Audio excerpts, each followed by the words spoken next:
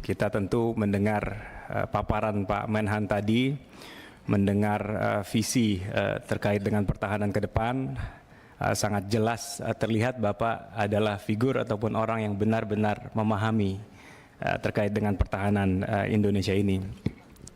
Dan saya juga sama seperti yang Pak Utut, Pak Ketua tadi sampaikan di awal, kita mendengar Bapak ini jenderal favorit ibu-ibu atau emak-emak waktu di era reformasi dulu.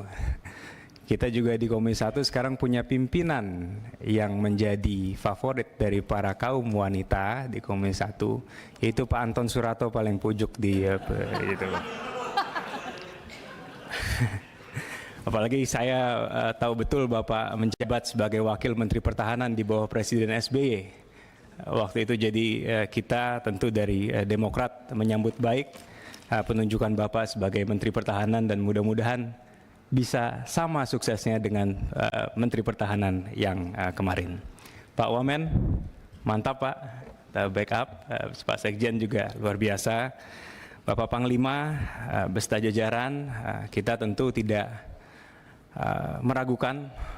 Saya duduk 5 tahun di Komisi 1 terkait dengan netralitas TNI. Saya yakin di bawah kepemimpinan Pak Panglima TNI dan para kepala staf di seluruh matra di satuan TNI, ya, TNI di pilkada ataupun secara politik akan bersifat netral. Poin pertama saya Pak Ketua dan Pak Menhan ini terkait dengan diplomasi pertahanan di tengah ketegangan global. Tadi itu jadi salah satu poin utama Pak Menhan.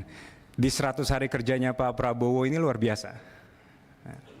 Melakukan safari diplomasi pertahanan ke beberapa negara strategis. Saya lihat juga para kepala staf ikut hadir pada saat beliau berkunjung ke Republik Rakyat Tiongkok atau ke Cina.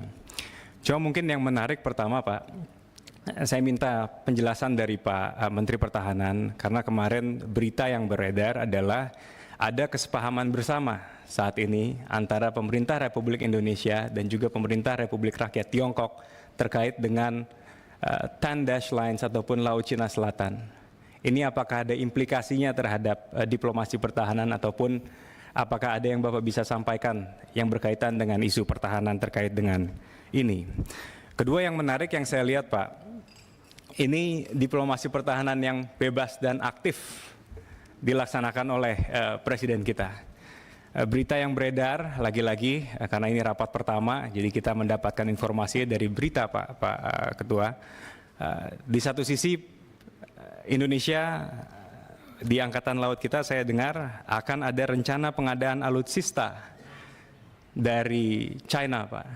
Ini mungkin nanti bisa dijelaskan. Tapi di sisi lain kita ingin membentuk atau akan membentuk markas pelatihan maritim di Batam dengan bantuan Amerika. Nah, tentu pandangan Amerika membuat pusat pelatihan maritim di Batam adalah untuk meng-counterbalance atau meng-counter kekuatan dari Cina ataupun China di Laut Cina Selatan itu sendiri. Nah, pertama ini prinsip bebas aktif in action. Kita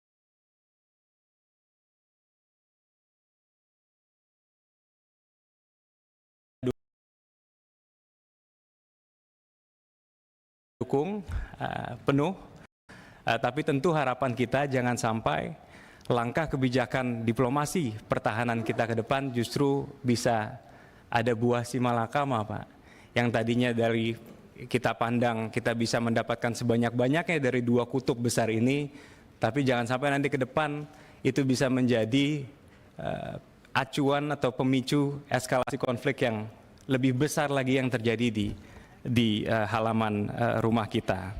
Jadi pertanyaan saya kepada Pak Menhan, apakah hal-hal seperti ini sudah diantisipasi dan langkah antisipasi apa yang Pak Menhan sebagai pimpinan isu pertahanan dan juga diplomasi pertahanan Indonesia di kancah dunia, dan secara operasionalnya seperti apa, Pak?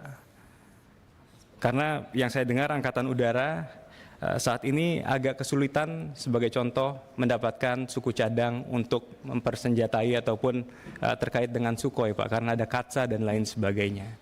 Apakah hal-hal seperti ini juga sudah dipertimbangkan terkait dengan modernisasi dan juga pembelian alutsista kita ke depan?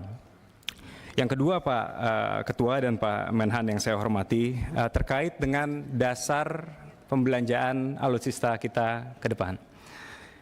Rapat duduk di sini waktu itu diwakili Pak Wakil Menteri Pertahanan sebelumnya, sekarang beliau sudah jadi Kepala BIN. Beliau menyatakan Presiden kita Pak Prabowo sudah nggak mau lagi pakai istilah minimum, minimum, dan minimum. Jadi udah nggak mau minimum essential force yang waktu itu dicanangkan waktu Bapak juga menjabat di Kementerian Pertahanan di bawah Presiden SBY. Sekarang kita mau pakai yang disebut dengan standard essential force.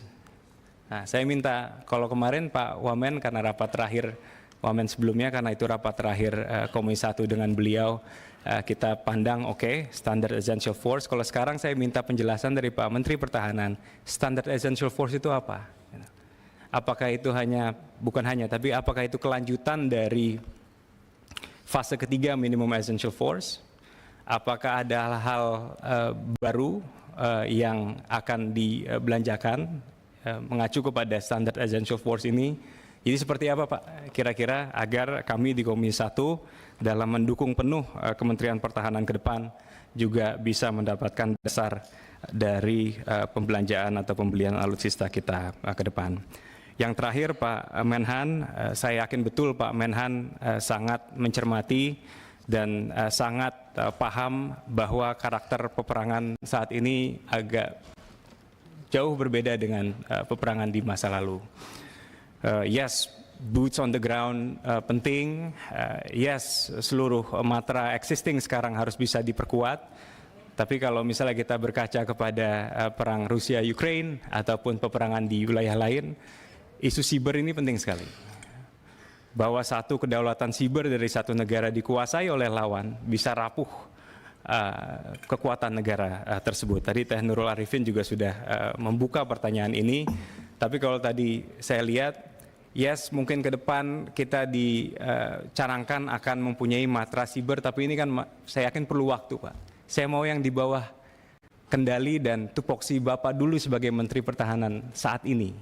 Pandangan Bapak terhadap kekuatan siber kita ke depan harus seperti apa? Gitu loh. Yang saat ini, Pak. Dan kalau kita lihat isu-isu kedaulatan dan keamanan siber di negara kita, Menteri Pertahanan atau Kementerian Pertahanan, Satuan TNI, saya yakin juga harus bisa ikut andil ataupun mengambil peranan yang baik untuk bisa menjaga kedaulatan negara kita untuk di bidang pertahanan ini.